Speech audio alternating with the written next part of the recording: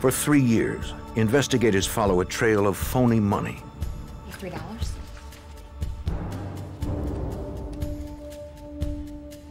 The fake bills appear a few at a time in cities across the United States.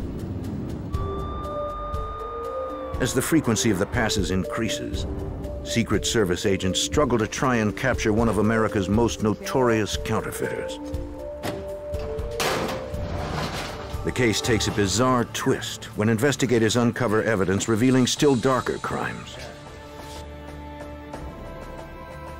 As the counterfeiting case becomes more sinister, agents must confront their suspect's depraved legacy.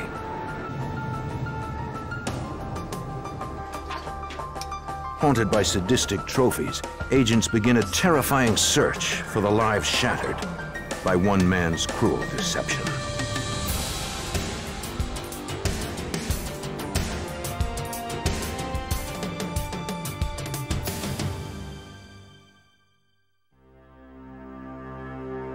In this program, some of the names have been changed.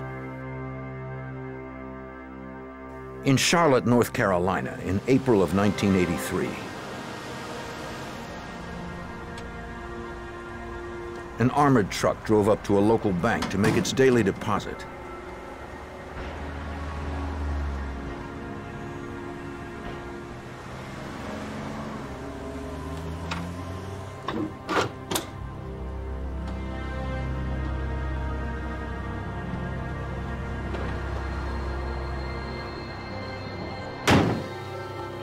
The courier was delivering the day's receipts from an area mall. Morning, ma'am. Hi, Jack. Come on in.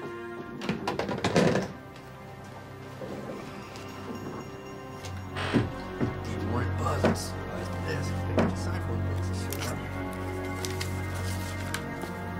Big deposit today, huh? Absolutely. Thank you very All right, much. there you go. very much. Thank Have a you. good See day. you tomorrow. Most banks in the U.S. use automatic counters calibrated to reject any bills that are an odd size or paper thickness.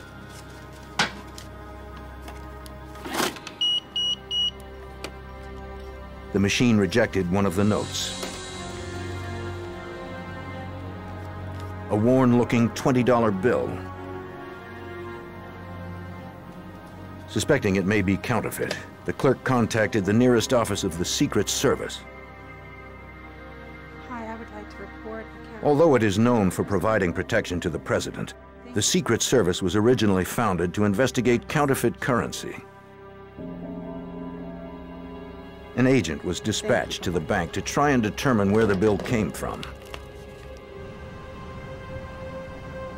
The Secret Service canvassed the mall to determine if any of the retailers could identify the passer. Agents interviewed employees throughout the mall where the bill had been passed. Need to talk to you about that. Try to pass this. The cashiers couldn't recall who had passed the fake bill. Special Agent Dennis Foose worked the case. In many cases, counterfeit bills will be received by a merchant, not detected as counterfeit, go into the till, and might be given back to the next customer in the form of change. So it's not uncommon for someone to innocently pick up a counterfeit bill and then even pass it on to another merchant. The Secret Service sent the counterfeit $20 note to their forensics lab in Washington, D.C. Lorelei Pagano is a counterfeit specialist. It is her job to analyze the counterfeit notes. They're examined for information about the paper, the printing process, the inks, any simulation of security features, any investigative information that we can give back to the field to help them stop the counterfeiting. The examiner focused her attention on the style of printing. The counterfeit bill was flat and slick. The printing process of the U.S. Mint creates raised areas on the bill where the ink is applied. The U.S. Treasury has a series of safeguards to discourage counterfeiting. In the 1980s, the paper they printed on was embedded with red and blue fibers. This counterfeiter had printed red and blue lines on the bills to simulate the look of the paper. Comparing the bill to previously passed notes, the technician noticed these defects were similar to others she had seen. We associate notes together by determining if there's significant individuality of two portions of a note that allows us to define that they're coming from the same counterfeiting operation. And in that sense, we then create families of counterfeits. This family of counterfeit bills began appearing in the early 1980s and were cataloged under Circular 7215. This was the 7,215th run of counterfeit bills in U.S. history. Agents telexed a notice to branch offices around the country. Since 1980, the Secret Service had recovered more than 1,000 variations of Circular 7215. The counterfeit bills had been passed for the most part in shopping malls. Because of this, they dubbed their suspect the Mall Passer. The agents had very little information about their suspect. They didn't know if he was working alone or if he was part of a counterfeit ring. All they knew for certain was that his fake $20 bills had defrauded the U.S. out of thousands of dollars. Thank you. You too. Greg Mertz, a former homicide detective, had been with the Secret Service only a year and a half when he began investigating the case. The counterfeit money he produced was a fairly good quality note. I mean, it passed. If that's your standard or your barometer as to how good a counterfeit bill is, can it pass on the general public? The majority of the bills did pass. For years, the Secret Service struggled to find a lead. Thousands of dollars in counterfeit 20s with the same telltale flaws had turned up in malls all across the country. Secret Service agent Jane Vizeris worked the case. A particular area would be hit by this note, and you would see that there was a 20 passed in a bookstore, and then a 20 passed in a stationery store, and then maybe 20 passed, you know, in a small area, but not large numbers. And it was over a long span of time, and it was over a large geographic area of this country. And that was peculiar. To the agents, the passer's odd behavior made it seem as if his counterfeiting was hiding something else. Then they got a break. $3. A clerk in Burnside, Minnesota, took in a $20 bill that didn't feel right to her. She suspected it was fake.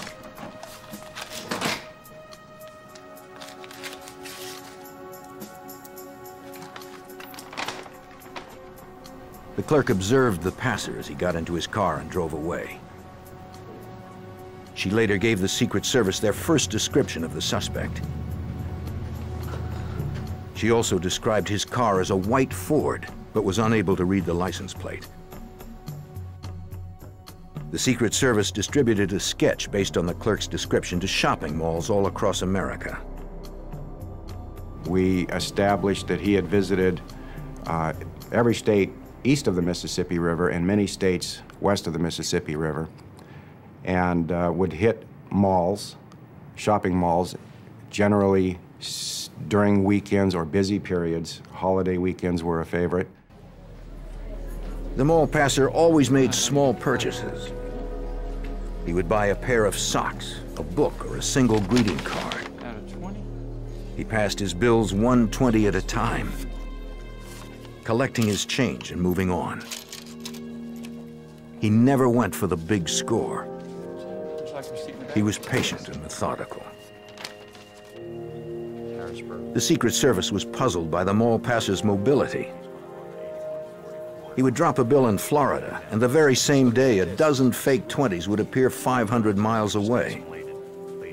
They weren't certain whether his fake bills were in circulation or whether he was, in fact, passing them. If he was, they thought he might be someone who traveled for a living.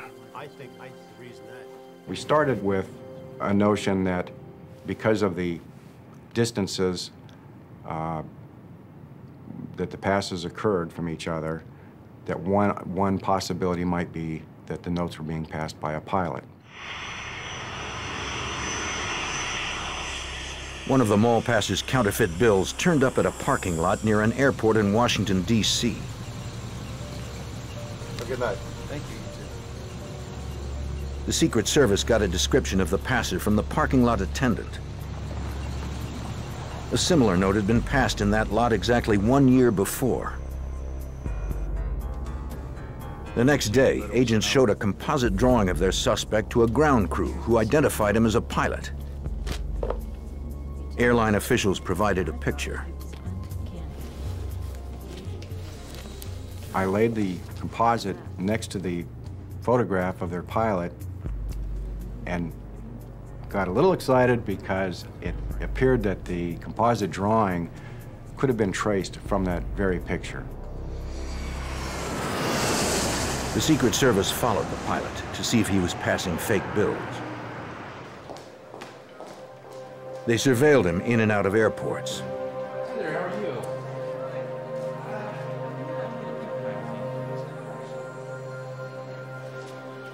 There you go. That's $3.45. Change. Thank you so much. When they saw him spending money, they would retrieve the bill to see if it was counterfeit.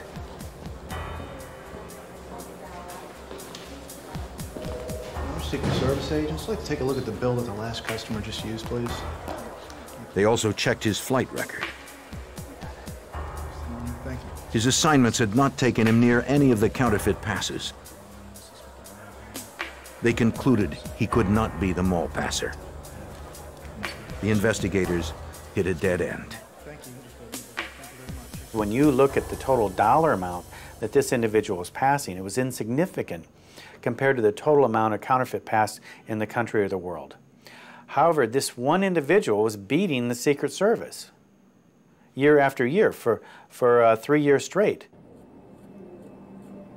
Each time a bill was passed, the counterfeit note was sent to the lab in Washington. Technicians at the lab tested the bills for fingerprints.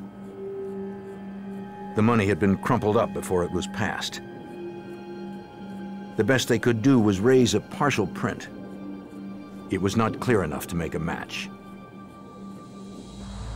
Investigators observed that the mall passer often traveled Interstate 95 up and down the eastern United States. He would take smaller routes, but he always returned to 95. Agents began to suspect that he made his home in the Washington, D.C. area. If so, he was right under their noses. In May of 1983, as the Memorial Day holiday approached, they anticipated his passing would intensify.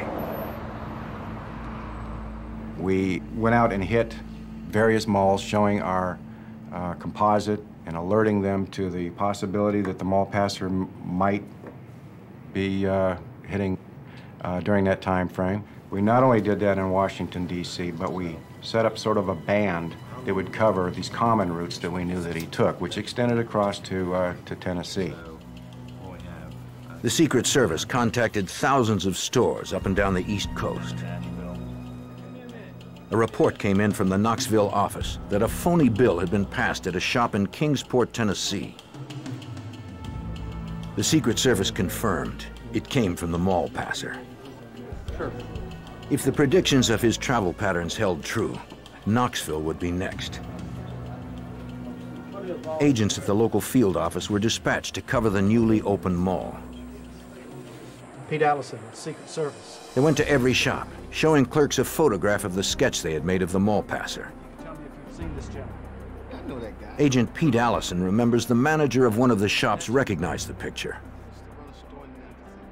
The clerk felt like he would know this person because he had been shown this photograph before in Memphis. The person victimized him at his store in Memphis. And he told me that he would, if this person walked in the store, he would recognize him immediately.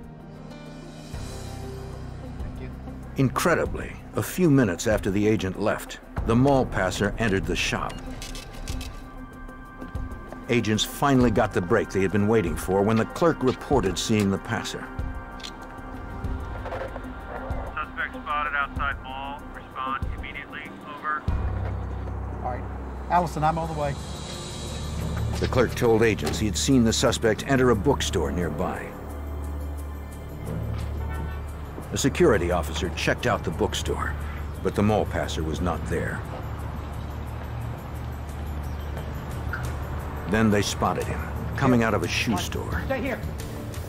Aware he was being followed, he began running toward a store that was under construction. 2 police officers pulled up outside the unfinished area where the mall passer had disappeared.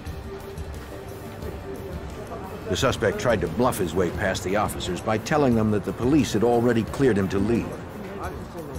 The officers didn't believe him. That's him. That's him. Hold on. Don't worry. He's not going anywhere. I need to step up to the car real quick.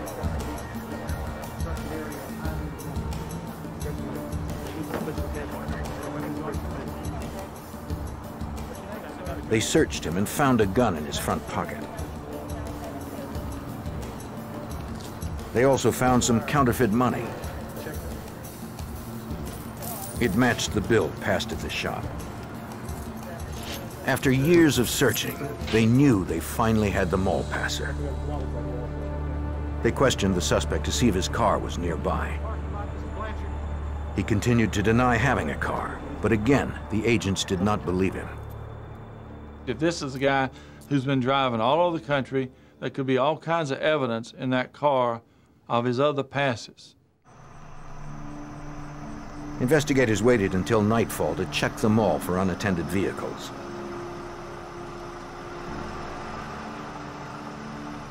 Only 3 cars were left in the lot.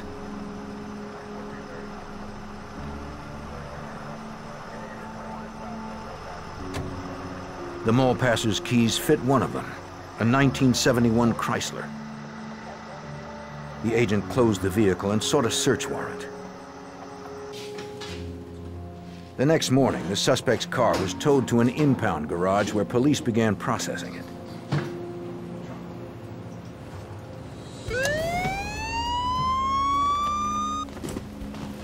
The car had been equipped with a police siren. Inside the trunk, they found more police paraphernalia. What appeared to be stolen license plates and a collection of women's underwear. The investigators began to suspect that there was more to the mall passer than simply passing fake bills.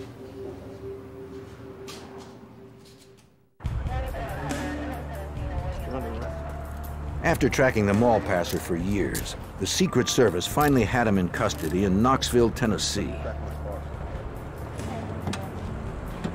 He had been arrested after passing a fake 20 in a local mall.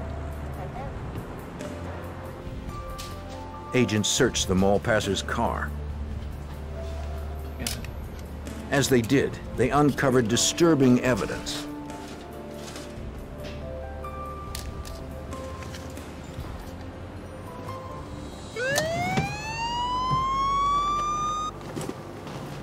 The car was outfitted with a police siren and police lights. Inside, agents recovered a loaded semi-automatic pistol.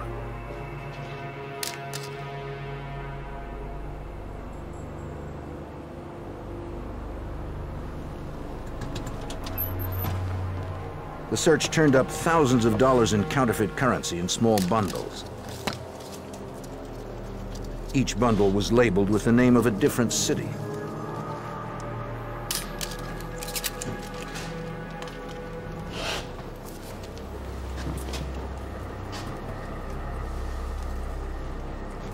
An itinerary found above the visor listed various dates, cities and aliases used, motels and how much money was spent. The counterfeiter had kept meticulous records of his travels. In the trunk, they found a stack of stolen license plates, some with magnets attached. They also found other items that surprised Special Agent Allison. These stolen tags with the magnets on them, those were fairly normal for a counterfeiter to try to hide his identification, to get away.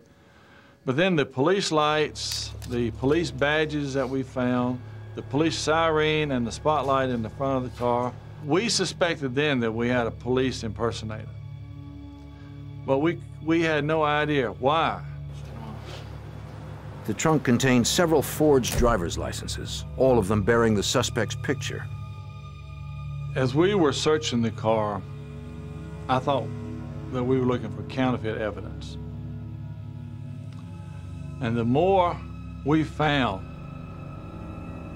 the more I realized this guy must be into something else besides counterfeiting. Is your real name Roger Colin Blanchard? At the Secret Service office, agents interviewed the suspect to obtain his personal history. At the time of his arrest, he was carrying a North Carolina driver's license in the name of Roger Colin Blanchard.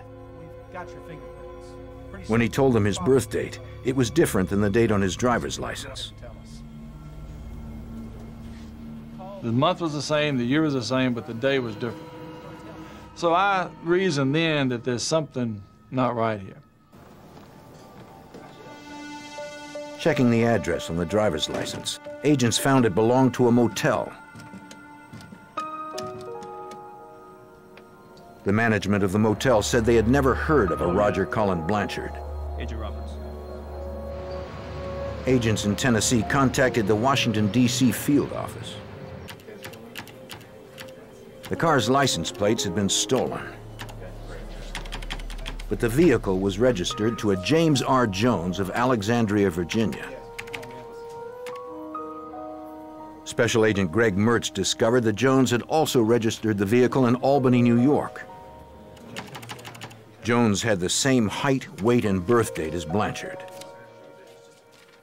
Well, I called back down to Knoxville and I said, hey, I don't think this guy's name is Roger Collins Blanchard. I think his real name is James R. Jones.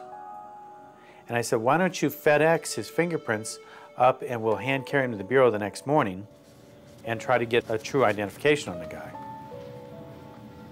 A search of the FBI's records uncovered the mall passer's identity. He was James Mitchell de Bartoleben II, a 44-year-old career criminal. He had been arrested by the Secret Service years earlier in 1976 for passing counterfeit $100 bills.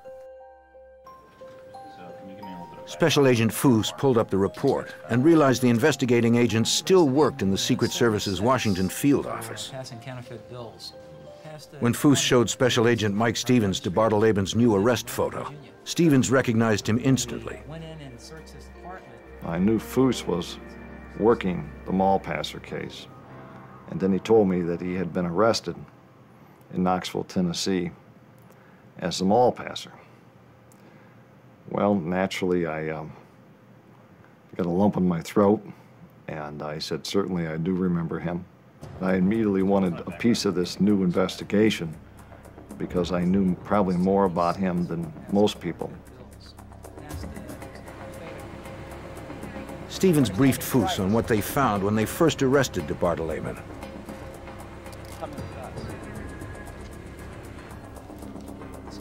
The morning after de Bartoleben's 1976 arrest, agents obtained a warrant to search his residence. They were looking for his printing press.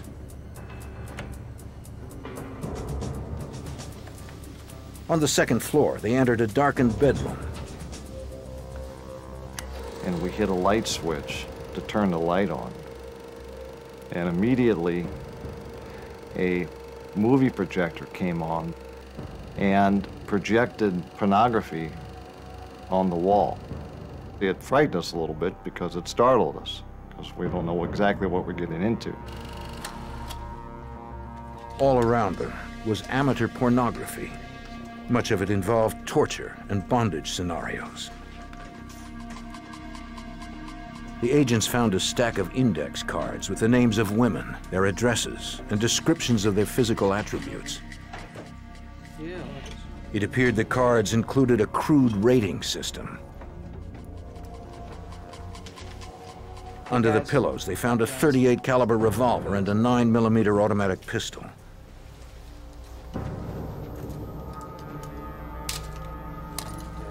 Let me check them and see. Both weapons were loaded. Stevens went on to tell the agents that during the 1976 search of de Bartoleben's home, they discovered the second locked bedroom. Using a sledgehammer, they smashed the door.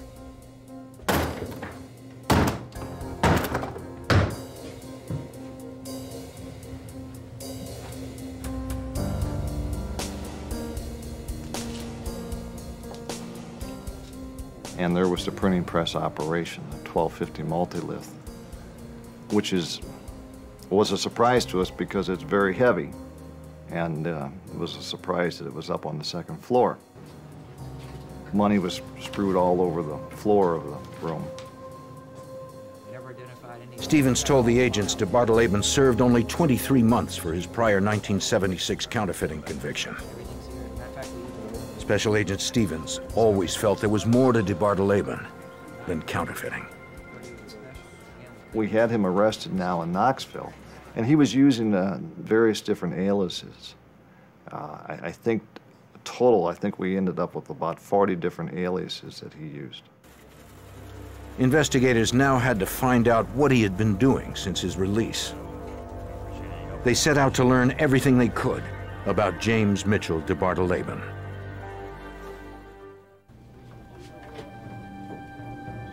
After a 3-year search, Secret Service agents in Tennessee finally apprehended the mall passer. But they still found no clues as to where he kept his printing press and supplies. On the windshield of his car, they noticed a parking sticker for an apartment complex in Alexandria, Virginia. Agents from the Washington, D.C. office were dispatched to check out the apartment. It was only 15 miles from the Secret Service office. Agent Jane Vizeris worked the case. We became actively involved in trying to figure out what activities was he involved in here. Perhaps, was this his home base? Was he actually manufacturing the notes here? Did he have a stash of counterfeit notes here? Residents of the apartment building recognized DeBartoleben's picture and said they knew him as James Jones. The agents learned which unit was his. They secured a warrant. When Special Agent Mertz entered the apartment, his hopes sank. It was a one-bedroom apartment. Kitchen, living room, you know, small, maybe 800-900 square feet total. And we realized immediately upon walking in that our investigation was going to continue because we had not discovered the planned operation. DeBartoleben had learned from his 1976 arrest. He no longer kept his printing press in his home. The agents searched the apartment but found nothing unusual, except for a large quantity of men's socks. We looked around. We found a number of small bags with small purchases. You know, maybe a pair of socks, a book, maybe a map, those kinds of little things, which was very typical with the kind of behavior that was exhibited by this individual, because he would go in, of course, and try to buy a very small dollar item with a 20 to get the maximum amount of change possible. The puzzling thing to the agents was that although it appeared DeBartoleben had no use for any of the items he bought, he kept them. It seemed as if they were trophies of his crimes. The Secret Service had DeBartoleben in custody, but unless they could find his printing press, they couldn't charge him with manufacturing counterfeit bills. Here was a 3.5-year investigation that had the attention of the entire Secret Service, and we were expecting to find a large amount of counterfeit money. We're expecting to find, or hoping to find, a printing plant operation with a printing press and printing plate negatives and plates, and we found nothing. Just keep doing the 360. The sentence for passing was much lighter than the sentence for manufacturing. They had to find the press. Agent Mertz had an idea. I leafed through every single page of the white pages, Northern Virginia. It was 3 inches thick, looking for any marks, any names that might be circled, anything of the nature like that. I then started with the yellow pages and went to every single page in the yellow pages. When I got to the M's in the yellow pages under moving and storage, there was a small piece of paper. American Movers and Storage. We both kind of looked at each other and we knew that's where it was. He had everything in a moving and storage locker. They decided to canvass storage facilities in Alexandria, Virginia, starting with the one nearest DeBartolaben's apartment. I, being somewhat familiar with that location, knew that there were several storage units in the area within a few blocks of the apartment. So my function was to visit each of these storage units and attempt to determine whether this person that we had now identified as James DeBartoleben had rented any units in any of these storage units. As it turned out, the first storage unit that I went to got a hit. The clerk told the agents she had been waiting for them. As a matter of fact, her comment to me was, I was sort of wondering when the police would come by and ask about this guy. One of their renters, a man named Jones, was up to no good, she said. The clerk remembered, one night Jones left his locker open with the light on. When she went to shut it off, she saw what she thought were burglary tools.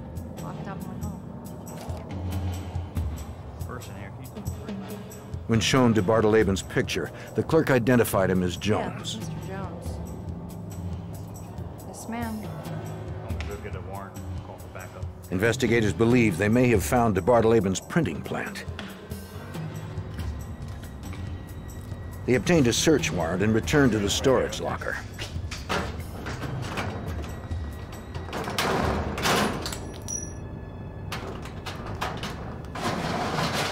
When they opened it, they were surprised to find that it did not contain the printing press. Nothing about this investigation was easy. The very first thing that struck me when we opened the door was a set of red lights and blue lights and a siren, all designed with cigarette lighter plugs to operate off of a car cigarette lighter.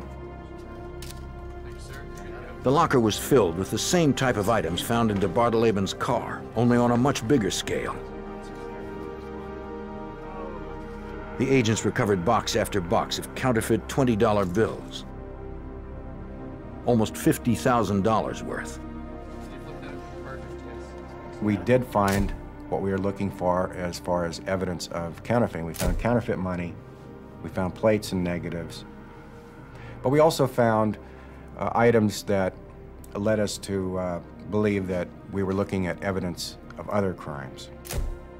The storage locker contained more phony police badges, fake identity cards, books on surveillance, and a number of weapons. It appeared that he was a police impersonator. The question is why? Why was he a police impersonator? We thought he was just passing counterfeit money. So we started thinking real hard, like, what do we have here? As agents confiscated the evidence, they knew counterfeiting was the least of DeBartoleben's crimes. The disturbing thing was, whatever he was doing it full time.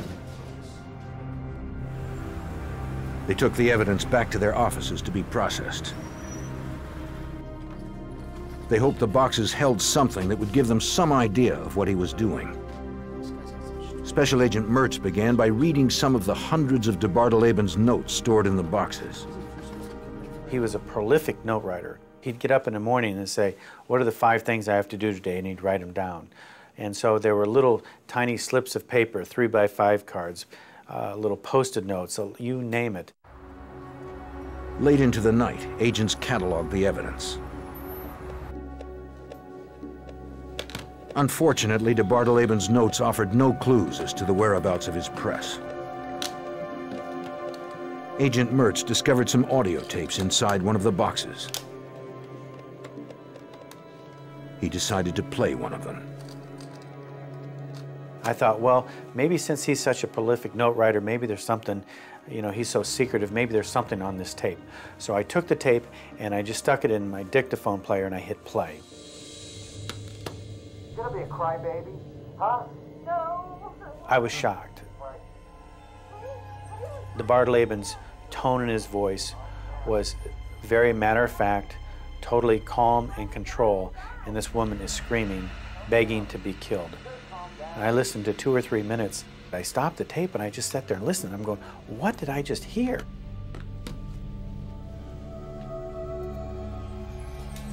Later that day, Mertz played the tape for the other agents. You could hear a woman screaming, crying, you know, pleading for him to stop. It was extremely unsettling. I can't find words to adequately describe how terrible it was. The agents knew there was more to the case. They could only speculate as to the terror de Bartoleben inflicted on these women.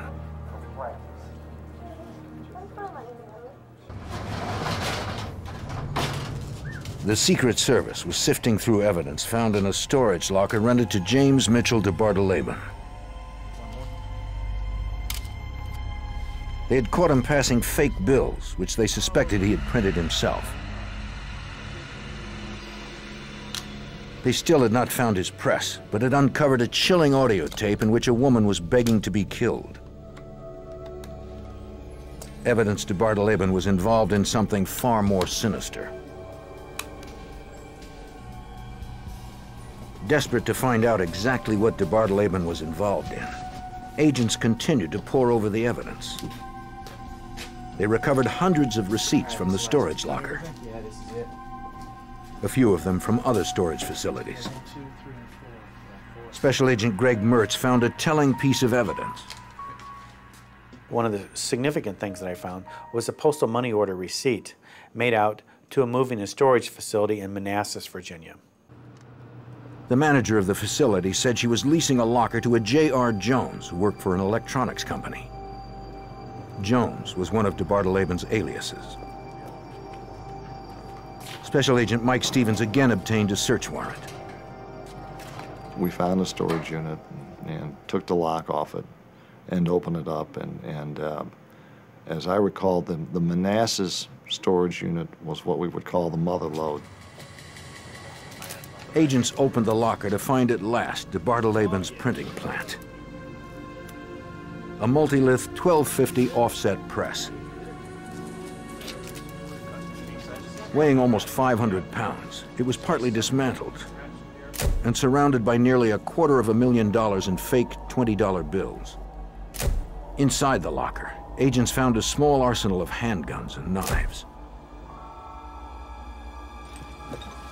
The search also turned up what the agents called kits. They consisted of medical tape, pieces of rope, and lubricating jelly. As they looked farther, agents made a disturbing discovery. Photographs of women in sexually compromising positions. Hundreds of photographs. Some of the women had ligature marks on their wrists and tape residue around their eyes, indicating they had been tied up and blindfolded. We became very alarmed when we saw the police equipment and the pornography, which included photographs, not professionally done, but photographs, home photographs, if you will, of naked women. And there was a lot of it. And from the photographs, I mean, you really couldn't tell if these were willing partners or not.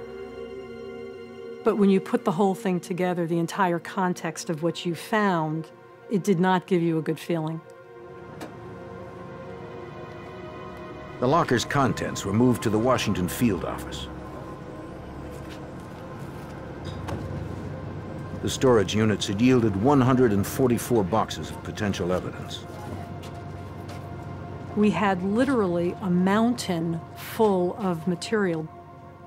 We had 30, 40 road maps, and some of them would have an X marked somewhere on the map, almost like a treasure map.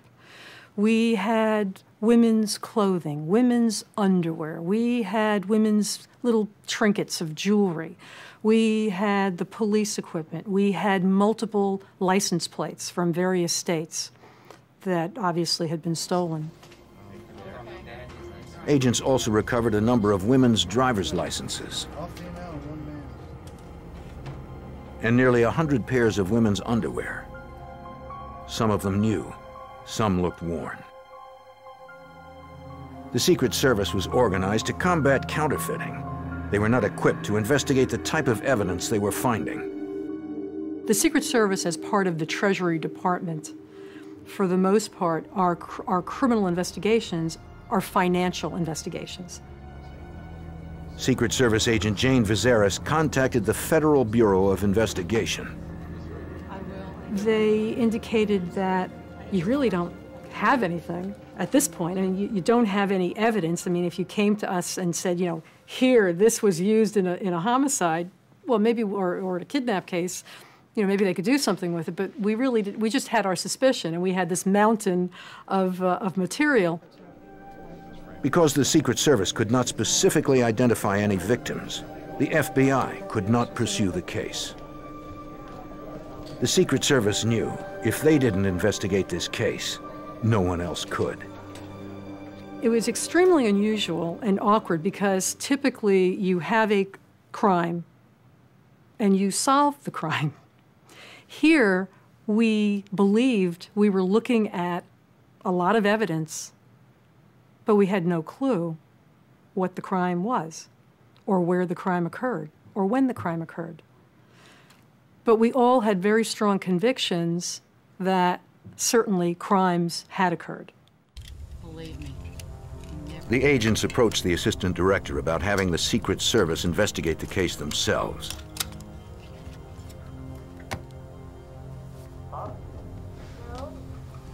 As they played one of the tapes, John Simpson, the director of the Secret Service, walked in. Upon listening to the tapes, we heard some pretty chilling recordings.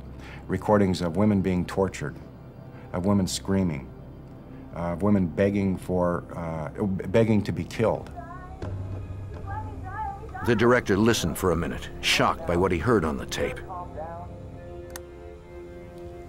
Simpson gave the investigation his full support.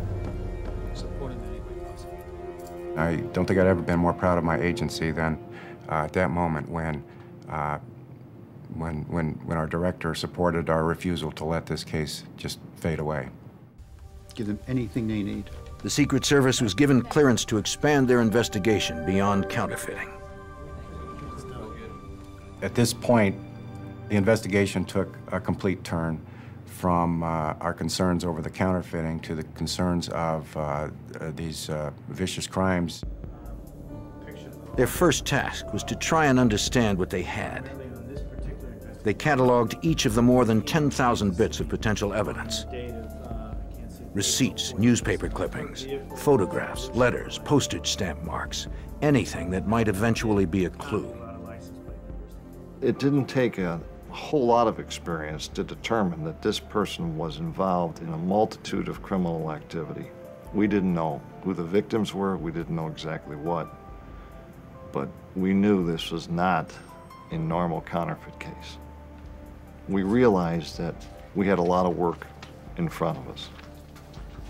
Once they had everything at their fingertips, they hoped clues would emerge as to the extent of de Barteleben's crimes.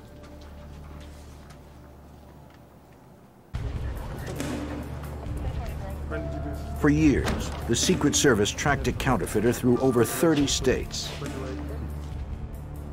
When they finally arrested James Mitchell de Barteleben, agents found a storage locker that held evidence of more sinister crimes.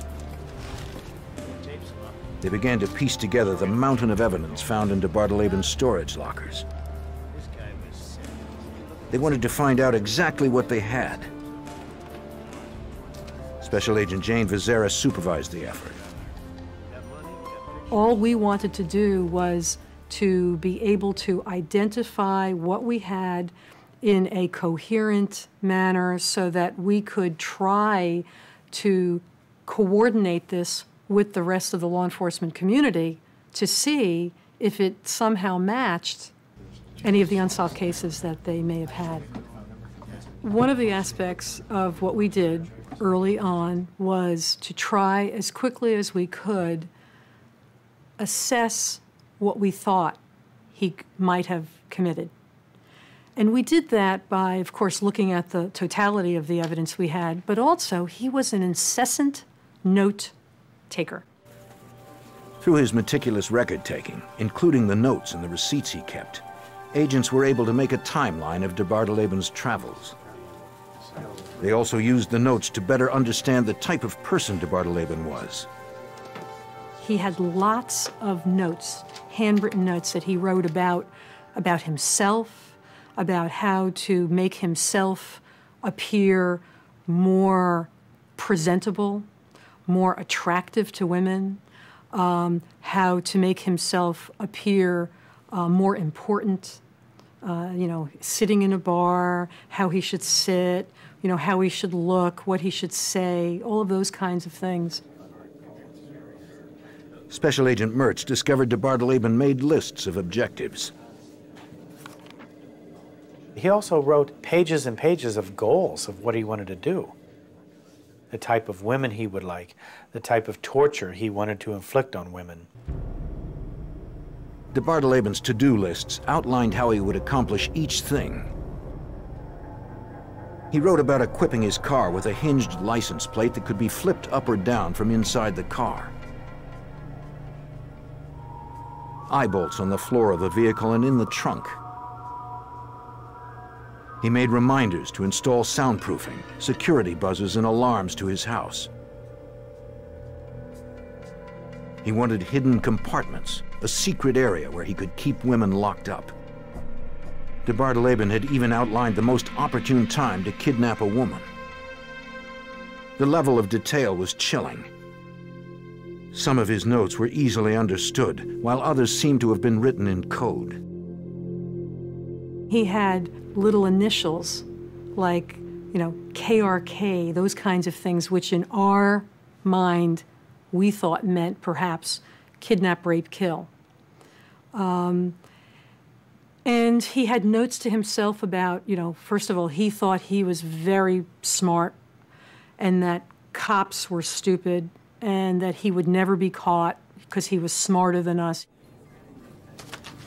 As agents looked over the notes, they feared the photographs found in de Bardeleben's lockers were proof he had acted on his plans. The agents found hundreds of photographs of nude women engaged in sadistic sex. Several of them appeared they had been in some act of being bound up or had ligature marks. You could see bright red rings around their wrist. De Bardeleben appeared to have posed many of his victims. Some of the pictures appeared as if they had been taken over a period of days. The victims, all of them women, seemed to grow more disheveled and hollow-eyed with each shot. Investigators had no idea what had happened to these women. And de Bardeleben refused to talk.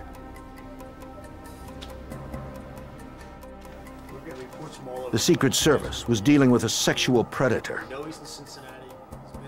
They sought help from the Behavioral Sciences Unit at the FBI. They wanted to better understand their suspect. We went to the Behavioral Science Unit to ask for their assistance, to see if they could provide any better insight as to what he may have done, so that we could be more informative to our officers who were liaisoning with law enforcement around the country. Working out of Quantico, Virginia, the Behavioral Science Unit studied de Bardeleben's notes, tapes, photos, and other souvenirs. Retired FBI Special Agent Roy Hazelwood is an expert in profiling the criminal mind. The Secret Service obviously understood that de Bardeleben was involved in sexually violent crimes. They understood that because of tape recordings they'd listened to. They understood it because of photographs that they had the opportunity to observe. They saw the fantastic amount of pornography this man had not only collected but had created himself, both verbal and in written form, as well as visual forms. So they knew that he was involved in sexual crimes. They were specifically interested in my input on the types of sexual crimes and a little bit more of what made de Bardeleben tick.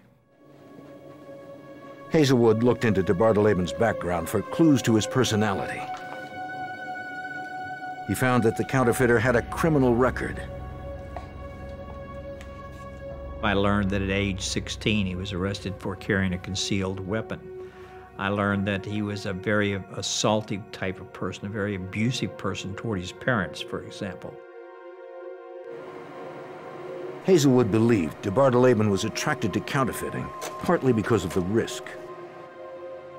To be able to walk up to a person and con them out of real money and merchandise and give them phony money and walk away, and they can't identify you. Why? Because they're not paying any attention to you. You're just one of hundreds of customers that come in here and buy a pair of socks in a given day, you see? So the risk is also part of the thrill for him. Hazelwood examined the notes DeBartoleben had written. The descriptions of torture pointed to an obsession with inflicting pain on women. Hazelwood concluded DeBartoleben was a sexual sadist. A sexual sadist is an individual who is aroused by the suffering of another person. It is not the infliction of pain. The sexual sadist uses pain as a tool to elicit the suffering. The suffering is the goal. If Hazelwood's assessment was accurate, hundreds of women may have suffered at the hands of DeBartoleben. His notes indicated he planned and outlined every aspect of his proposed crimes against women. In fact, every aspect of his life was devoted to his sadistic behavior. He wanted to buy a house that had a basement with an incinerator and a sadistic play area. I mean, even buying a house, the type of car he had, it had to resemble a police car so he could stop somebody. The type of house he had so he could keep a woman in captivity. The money he had so that he could buy more materials that dealt with deviant sexuality. Every piece of the puzzle of his life went to making up this mosaic of sexually sadistic behavior. For example, the tape recordings. They were all geared to humiliation, degradation of his victims. That's certainly a characteristic of a sexual sadist. The photographs he took. The victims were nude, they were partially nude, they were forced to participate in sexual acts on themselves and on DeBartoleben. That's certainly consistent. The fact that he wrote extensively on his plans, he had goals in life, and a lot of those goals pertained to criminal activities. He talked about, for example, obtaining new identification. That's certainly consistent with a sexual sadist. So I'm going to say that the most important part of my analysis was that the documentation, he was in fact a sexual sadist. Even the tools he used in counterfeiting became part of his sexually sadistic behavior. The camera equipment, certainly used in counterfeiting, definitely used in his sexual crimes. Enlargers, certainly used in counterfeiting, definitely used in his sexual crimes. So there was some overlap between the two types of materials that I looked at. He collected newspaper clippings on various types of crimes. Bank robberies, drug arrests, rapes, homicides, scams, extortions, any type of crime. And he would clip out the articles that pertained to them, and he would learn from those. After studying DeBartoleben's homemade pornography alongside the items found in the storage locker, Hazelwood confirmed the agent's fears that they had captured a sexual predator. What they still did not know were the extent of his crimes or the identities of his victims.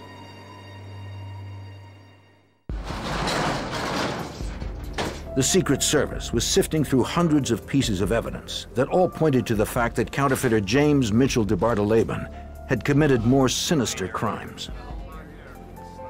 The FBI's Behavioral Sciences Unit confirmed the Secret Service was dealing with a sexual predator. Judging from the quantity of photos found in DeBartoleben's storage locker, he was a successful one. Agents knew sexual offenders often keep personal items from their victims as trophies. DeBartoleben had collected the driver's licenses of nearly 20 young women. The Secret Service set out to find them. Agents located the first woman. Well, I was at this bar. She was a college student who told them she noticed her license was missing after a man tried to pick her up in a bar.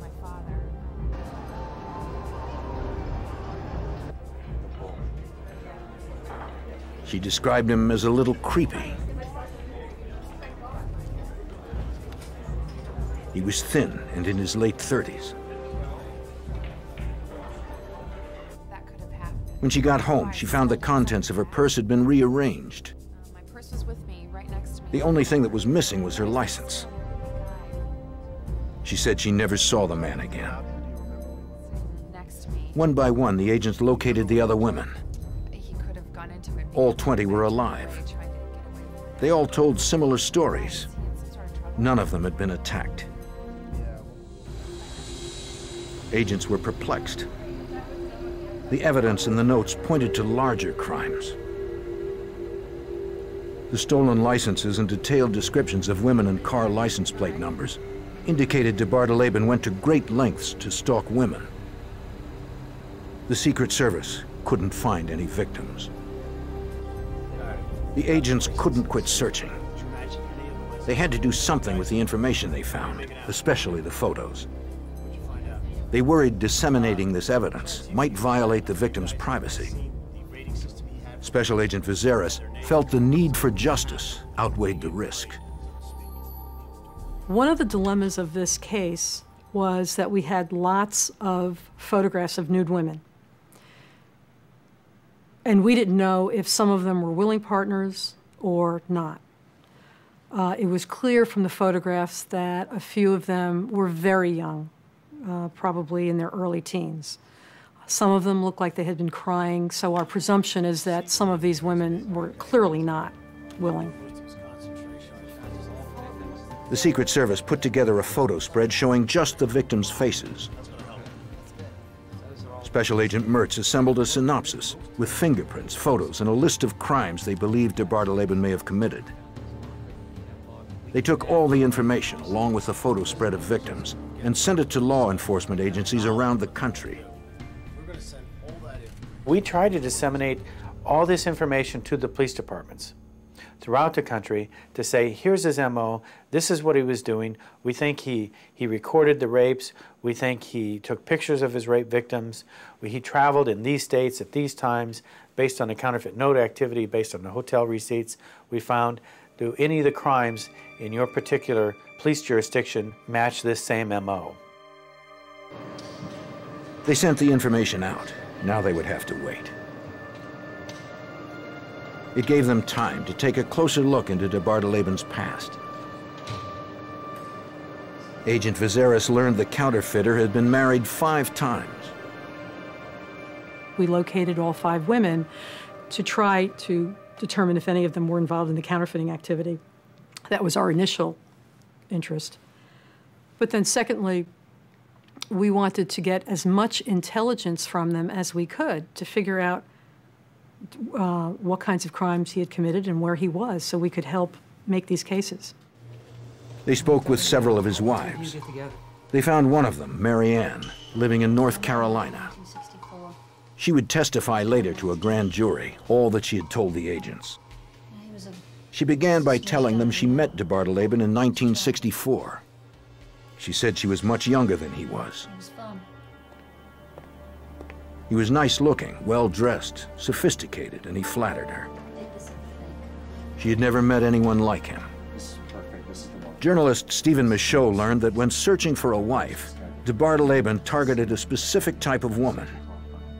They were very innocent, they knew very little about the wider world, and they were easily manipulated. Another important factor is they tended not to be too terribly self-assured. All right, now you're going to help me with this. Mary Ann said that de Bartoleben gradually led her into posing nude for his camera. He eventually took pictures of them both engaged in various sex acts, many of which were sadistic in nature. Special Agent Stevens characterizes de Bartoleben as a master manipulator. The trick that he would use with all of his wives, as soon as he could, he would take compromising photographs of them that would degrade them. And then he would say to them, I've got these negatives, I've got these photographs. I'm going to send them to your mother. I'm going to send them to your father. All the time working them away from their families, owning them. Photographs that we got. Agents showed Marianne some of the sadistic photos they had found in de Barteleben's possession. You might recognize these young ladies. They wanted to know if she could identify any of the women in them. Marianne recognized the pictures had been taken in their home, but she couldn't identify the women. She said de Barteleben had shown her some photos like these in which he was abusing women sexually. When she threatened to go to the police, he tied her to the bed and performed sexual atrocities on her. He didn't just beat her up, said Marianne, but did things to her that they would not believe. To the agents, it was clear Marianne had been brutalized by de Barteleben. The Secret Service's determination only intensified to try and find his other victims. They feared if they did not, de Barteleben might only serve a few years and would soon be back on the streets, as he had been before.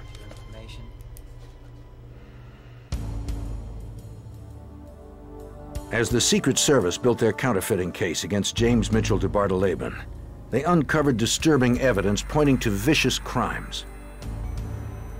A series of chilling handwritten notes outlined multiple crimes against women. Crimes he tape recorded. Investigators processed the evidence found in de Barteleben's storage locker and sent it to law enforcement agencies around the country. They hoped they could identify some of his victims. They knew if they didn't find any victims, they could only charge him with counterfeiting, and then he would be out on the streets after serving only a few years.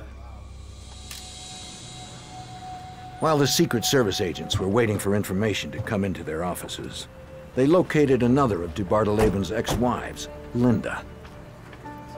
Investigators visited her at the store where she worked.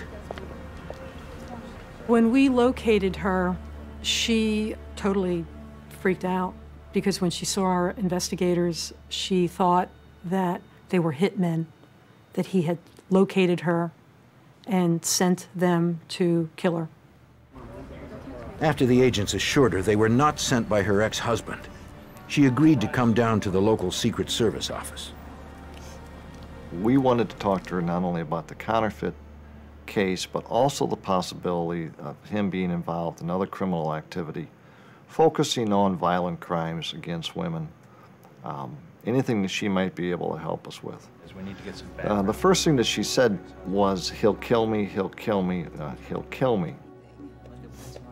As she began to speak, the investigators who had heard the screams on de Barteleben's Linda tape suspected de Barteleben's ex-wife Linda was the woman on the tape. The agents showed her the nude photos, but she couldn't identify any of the women. They asked her about de Barteleben's crimes. When I asked her if he were involved in other criminal activity, or any sexual crimes, or any murder, she started to break down. She told agents she came home one day to find de Barteleben with a young woman he had tied up. He had kidnapped a woman and brought her into the house and held her captive and was torturing her. And he showed her this woman. And he said, I want to kill her, and I want you to witness it. Linda told the agent she talked de Barteleben out of killing the woman. He let her go, and Linda never saw her again. She said she was too afraid to go to the police.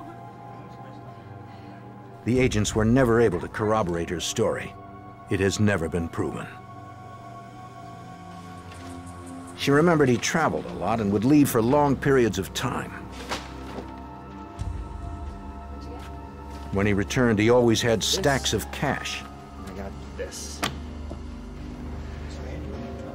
After the interview, Linda requested the agents leave her alone. She'd been trying to get over her past, she said, and needed to move on with her life.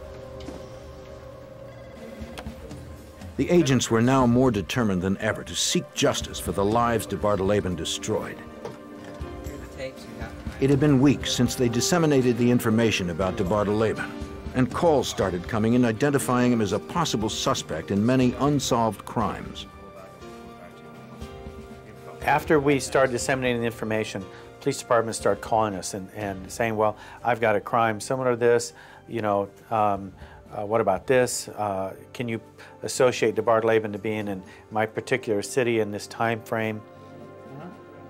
They had evidence that seemed to point to his involvement in nearly 200 crimes. As each call came in, the agents checked their database. Sometimes they could eliminate DeBartolome based on their receipts because he was thousands of miles away on that date. Other times they were able to place him in the vicinity shortly before or after the crime. One of the calls that came in was from the Prince William County Police Department in Manassas, Virginia. Don Cahill, a senior investigator, learned of the case through the Secret Service flyer. He thought DeBartolome might be the man who posed as a police officer and sexually assaulted a local woman 2.5 years earlier.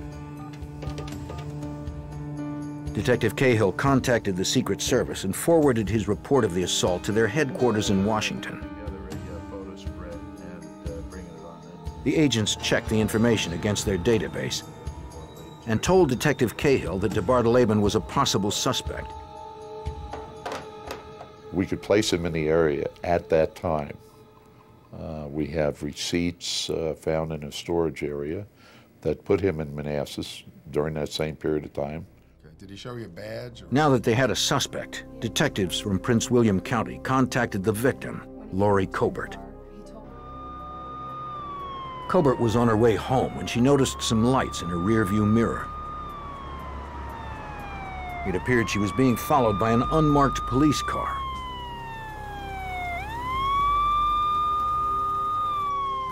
Cobert recalled the harrowing night of February 5th, 1981. I pulled over, figuring the car was going to pass me, because I knew I wasn't speeding. When I pulled in behind me, I thought, what am I being pulled over for?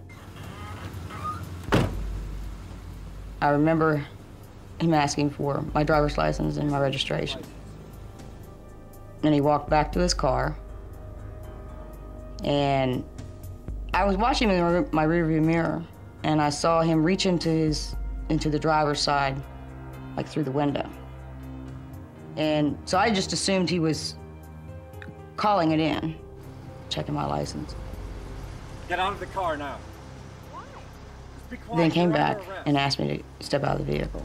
Get out of the car now. I didn't do anything. Just get out. I didn't do But I didn't do anything.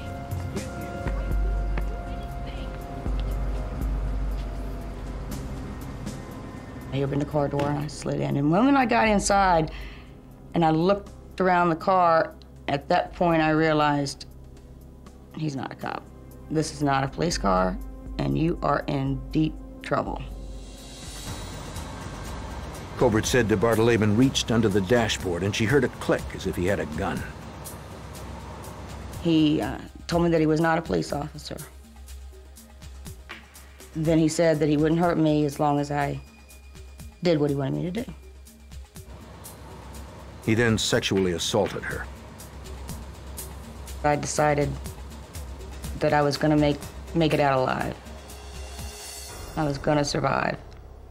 So I had to calm myself down. I thought, you need to calm down, you need to keep a level head. And I wanted to remember something about him. So I started staring at him and just burned his face into my memory. And I was determined that I would remember him. When DeBartolome was finished, he pushed Cobert out of his car.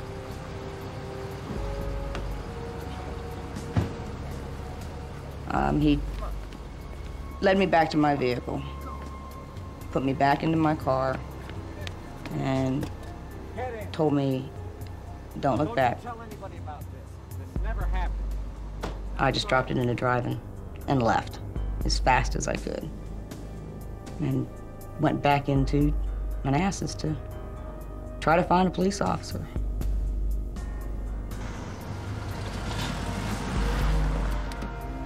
Detectives in Prince William County obtained a picture of DeBartoleben, which they included in a photo lineup.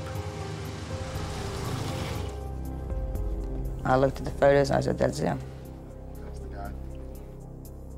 Cobert also recognized a picture of the 1971 Chrysler agents had seized in the counterfeit investigation as the vehicle her assailant was driving. After 2.5 years of investigating the crime, Laurie Cobert's attacker had been identified. Ma'am, I need to see a license. The assault of Laurie Cobert fit DeBartoleben's pattern exactly as it was outlined by FBI profiler Roy Hazelwood. He puts a lot of planning into it. He has fantasized about it for a number of months, if not years, prior to the actual commission of the crime. He's rehearsed the crime. When he carries out the crime, it's generally low risk. It's generally without witnesses. It's generally at a time and place of his choosing after giving a lot of careful thought to it.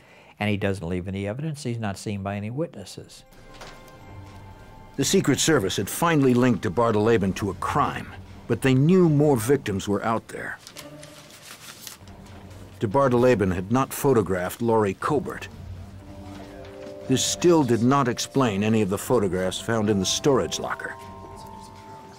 The investigators continued to field calls, hoping to find some explanation for the photos. They got a break when they received a call from an FBI agent working in the nearby Washington, D.C. office. He was investigating a kidnapping case that occurred in Northern Virginia that fit DeBartoleben's suspected method of operation. The agent came into the Secret Service offices to look over the photographs found in DeBartoleben's lockers. He recognized his victim in some of the pictures. With that realization, the FBI joined the investigation. FBI agents brought the victim in for an interview. Because it was dark and everything happened so fast, the victim, Amy Jones, was unable to identify DeBartoleben from a photo lineup. In the hopes that she could identify her attacker's voice, FBI agents played one of the tapes from DeBartoleben's storage locker. Agent Joseph McElhaney attended the interview. When we played them to the victim, we only played the very initial portion because she just broke down and became hysterical. But she immediately, without hesitation, 2 seconds into the tape, identified her voice and that of Mr. DeBartoleben. That's the tape he made, she told them, when he assaulted her. Her ordeal began on June 3rd, 1979, when she was walking home from her job at a convenience store in a small Maryland town. Miss? Shortly after midnight, a car pulled up next to her. Ma'am, I'm up. The driver identified himself as a police detective. There's been a robbery in the area and the jogger just... He said he was investigating a burglary at a local shop. He told her a jogger that had just passed her was a suspect. The detective wanted to ask her some questions. I need to see some ID. Once she was in the car, he asked her for identification. When Jones produced her driver's license, the man slipped it into his pocket and told her she was under arrest. Behind you. Put your hands behind you. Before she knew what was happening, he had her wrists in handcuffs. Somebody help me! Somebody help me! The counterfeit cop handcuffed her feet and covered her eyes with duct tape. Jones said she felt a gun being pressed to the back of her head. He threatened to kill her. The kidnapper threw a blanket over Jones. She was then driven for a period of time, approximately, according to her account, between 2 and 3 hour drive. Jones remembered hearing a bell, which investigators believe was the toll gate on a bridge from Maryland to Virginia. The kidnapper took her to an isolated house, where he locked her in a closet, shackling her to an eye bolt in the floor. Jones said he would periodically take her out of the closet and assault her. The kidnapper would instruct her on what to say, Jones went on to explain. I'm here. It's just... Investigators had come across these very same words in the handwritten torture scenarios they'd found in de Barteleben's lockers. I was, He posed her for the camera and photographed her.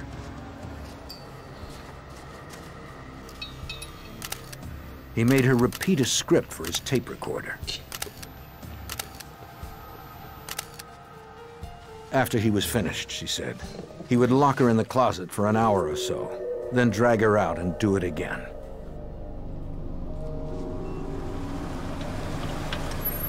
Early in the morning on June 4th, after over 28 hours, Jones' ordeal came to an end.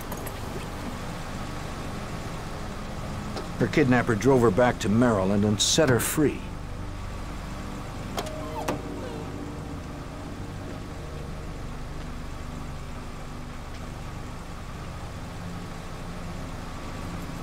He warned her if she went to the police, he'd make sure everyone saw the pictures he had taken.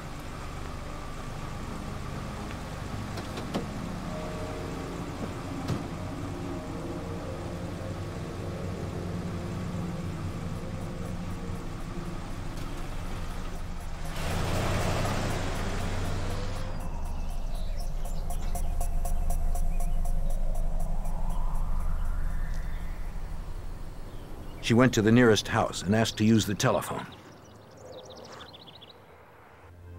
And he asked me for mine. Jones called her mother, and then the police. Amy Jones identified herself in the photos found in the storage locker. She also identified the bedroom where it had taken place. Jones said she had been living in terror that he would return. Prior to his arrest, she worried every day almost that she was going to bump into him roaming free on the streets. She worried that he would do to others what he had done to her. Look, I know this is... The FBI knew they had to do everything they could to ensure that de Barteleben stayed in jail. And, you know, we looked at each other and said, okay, we think we have the man. There was a sense of relief that this fellow was now off the street. The Secret Service and the FBI finally identified one of the women from the hundreds of photos found in de Barteleben's locker. FBI agent Roy Hazelwood knew that their investigation was only beginning.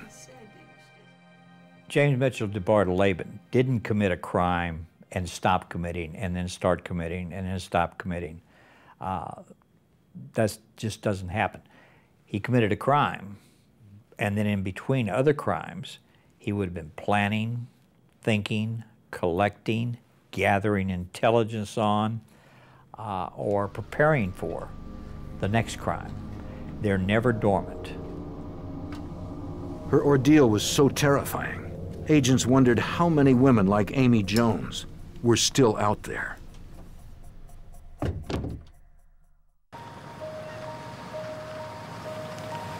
The Secret Service had linked James Mitchell de Barteleben to an abduction and rape near Washington, D.C. The strongest evidence they had were photographs and tape recordings he had made during the sexual assault. It is not unusual for criminals to record their crimes, according to FBI Special Agent Roy Hazelwood. Number one, it serves as a trophy. A trophy meaning victory, conquest. Number two, it serves as validation of an accomplishment.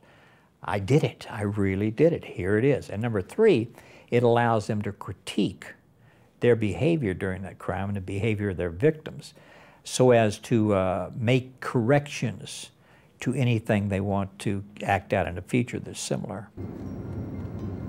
Investigators now had proof de Barteleben's crimes went beyond counterfeiting. Of the two victims they found, only one could visually identify her attacker. They needed more evidence to make a conviction. Then Secret Service agents learned of a rape abduction case in New Jersey. On the evening of November 12th, Karen Alario was alone at the store where she worked. A man entered and asked her if the manager was in. Oh, no, he's not. Hilario said no, but offered to write down the manager's number. This is a robbery. When she turned around, she was looking down both barrels of a sawed-off shotgun. Get away from me. Just get over here. Turn around. Stand right there. I want to hear it. Move. He emptied the cash register but wanted more. He wanted her to come with him. He told Hilario he didn't want to hurt her, but if she tried to do something stupid, he would shoot her. Move. Ordering his victim to avert her eyes, he forced her into his car. He drove for about 15 minutes. Detective Donald Kramer investigated the case. She has no idea what directions they went in, but it was a relatively short drive. She couldn't see anything. Her eyes were taped. She was under a blanket. Okay. Hilario told Kramer her kidnapper led her into a house. Once inside, he cut off her blouse and tied her up. As he molested her, he took photographs.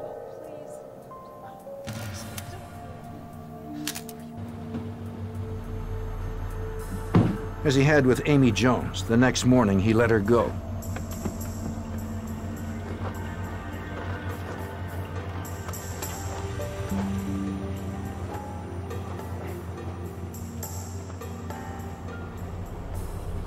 He offered her some money for a phone call and then left her on a rural road.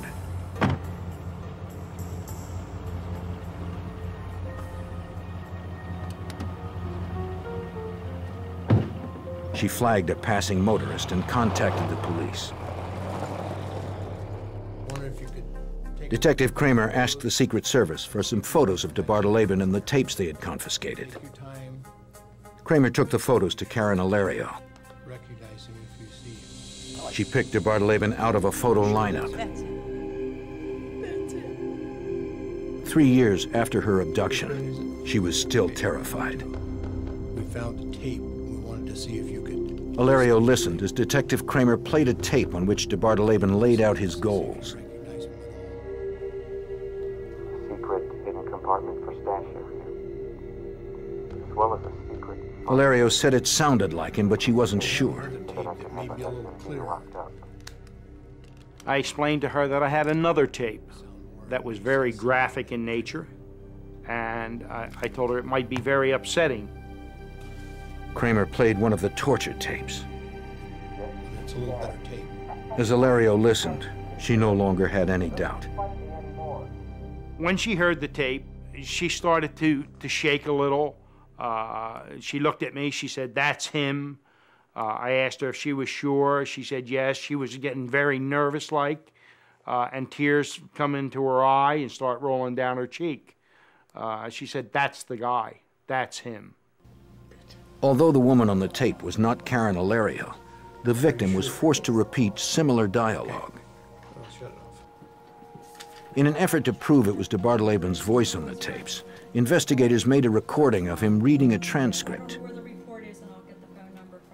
They consulted a voice print specialist who confirmed that the voice on the tapes was, in fact, DeBartoleben's. The Secret Service had now located 3 women whom DeBartoleben had forced into acts of sexual degradation. If the photographs he had kept were any indication, there may be hundreds. For the next year and a half, the calls poured in. The Secret Service began to investigate whether DeBartoleben might be connected to hundreds of violent crimes. Each call was checked against the database to determine whether DeBartoleben may have been involved.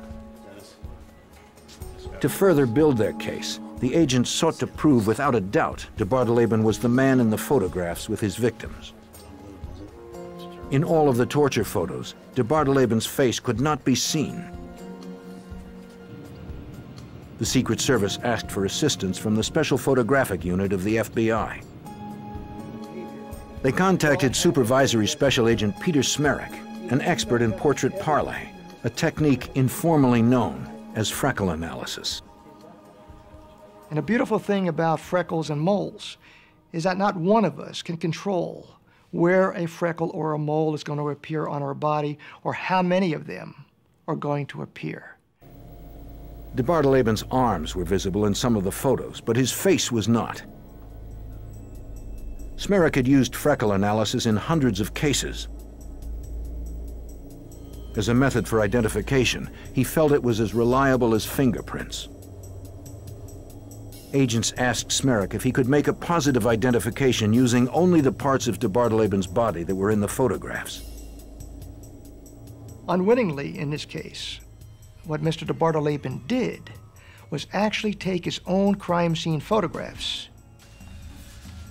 Agents got a court order for DeBartoleben to submit to a series of photographs in an office at the jail where he was being held. Agents duplicated the angles and poses in the rape pictures.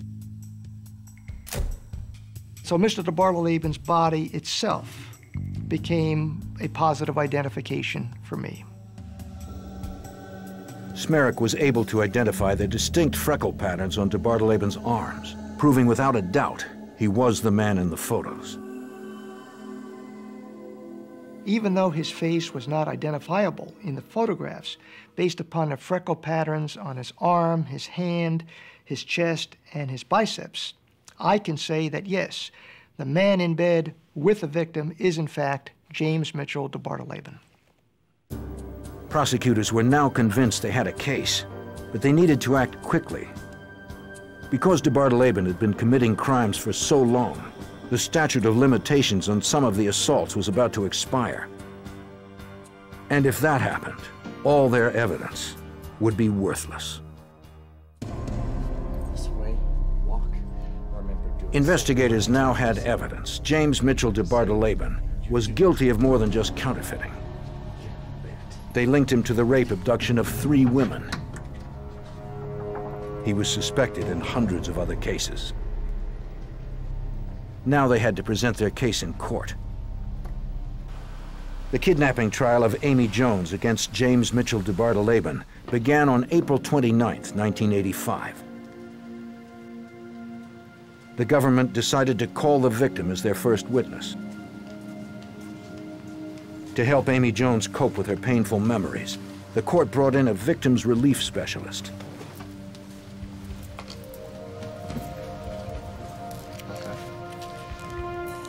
Miss Jones, would you please look at these photos and tell me if you can identify the woman? Jones identified herself as the woman in some of DeBartoleben's photos. It's me. Thank you.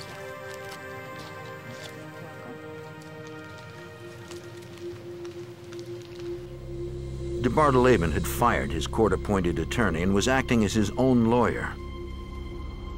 In court, when he cross-examined witnesses, he occasionally referred to the attacker as if it was someone other than himself. The witnesses turned the tables on DeBartoleben, according to Secret Service agent Stevens.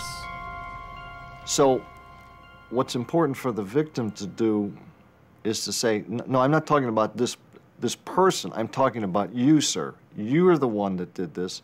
You're the one that picked me up. You're the one that impersonated a police officer and pulled me over. You, and you. Of course, he kept objecting to that type of thing, but it made an impression on the jury. The jury deliberated for 2 hours and returned a verdict of guilty. DeBartoleben was sentenced to 180 years in prison. For the assault on Laurie Cobert, he received 2 life sentences, and for the kidnapping of Karen Alario, he received 60 years. For his counterfeiting crimes, he was sentenced to 135 years. I received notes after trials where he was convicted from some of the female victims who described what it meant to them to, after years of being, in some cases, afraid to leave their house or never letting their children out of their eyesight even for a second, could suddenly transform to a normal life where they could walk down the street without looking over their shoulder, wondering where he is. de Bartoleben was indicted for 2 murders, one in Shreveport, Louisiana, and the other in Barrington, Rhode Island. He was never tried on either of the cases. His involvement has never been proven. Some of the murders never came to trial. He hasn't answered for those. I believe that the extent to which there may still be victims out there will never be known. I don't think this case is over. I don't think that it has ended. Agents made one last attempt to talk with de Bartoleben about the crimes he committed.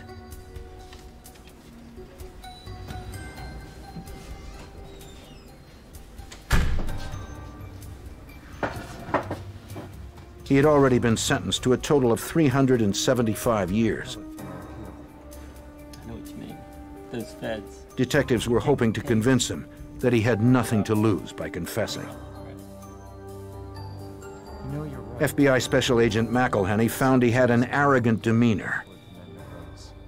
He sort of treated both the Secret Service agents and our agents with disdain, contempt, refused to answer any questions, almost refused to even recognize us. It was like we were talking to a refrigerator, an ice cold refrigerator.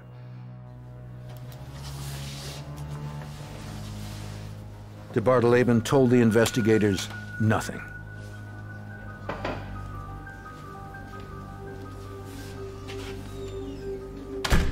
We may never know the extent of his criminal activities because he's been uncooperative to this day. James Mitchell de Bartoleben was proven to be a counterfeiter, a rapist, and a kidnapper. According to Roy Hazelwood, he was a highly organized criminal who lived to commit crimes. This is all he thinks about. This is all he reads about. This is all he writes about. This is all he collects things about. This is his life. So he may not have known that in 7 months I'm going to do this particular crime. He thought about it. And if I were going to do it, here's what I'd need. And if I were going to do it, here's the type of victim I was going to. And if I were going to do it, here's where I'd carry the crime out. And then that evolves over time. And eventually it reaches the point where now's the time.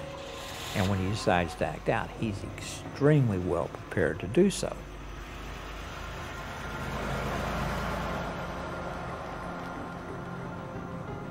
De Bartoleben's sadistic crimes were always targeted against women. Roy Hazelwood believes they came from an intense hatred. He's very threatened by women. Very threatened by women. So they exert a power over him. And again, he wants to be in total control. And he doesn't like anyone having any type of power over him, much less a woman.